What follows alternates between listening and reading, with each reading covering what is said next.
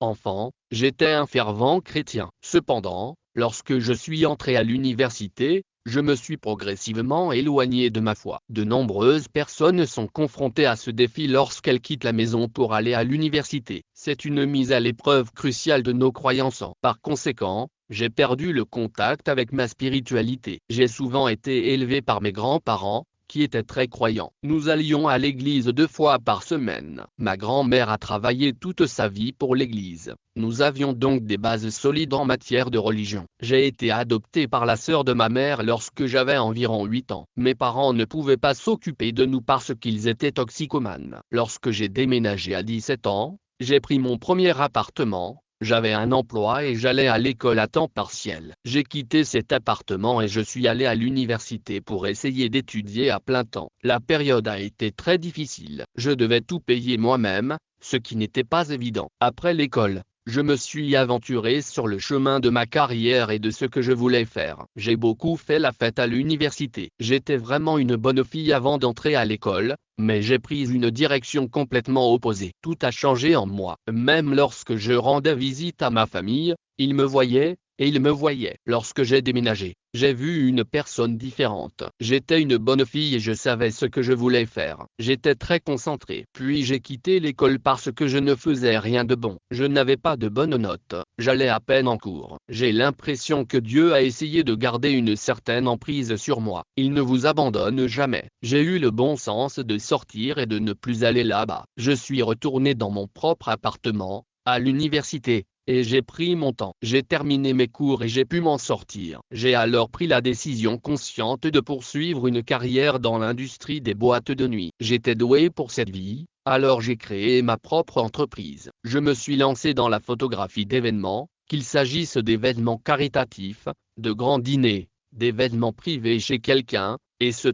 J'ai commencé à nouer différents contacts et je me suis lancé dans la vie nocturne de Dallas, photographiant des célébrités et des personnes de la haute société lors de différentes fêtes. Mes images ont été publiées dans des magazines, montrant que Justin Timberlake se trouvait à la soirée de l'année. J'étais impliqué dans cette activité et c'est moi qui prenais ces photos pour montrer qui était qui et où il se trouvait. Cela m'a conduit à un mode de vie très matérialiste. C'est devenu plus glamour, mais il s'agissait toujours de choses temporaires. J'admirais ces célébrités, ces mannequins et ces personnes qui avaient ce que je pensais être le meilleur style de vie. C'était ce qu'il y avait de mieux. Le meilleur style de vie. Ils avaient tellement de voitures et ils avaient de beaux vêtements. Et c'était de belles personnes et j'ai pu les regarder à travers mon lentille, vous savez, et ce jeu de mots était intentionnel, comme si j'allais les regarder à travers l'objectif et leur vie. Je voyais comment ils vivaient et comment ils vivaient et ce qu'ils faisaient et tout le reste.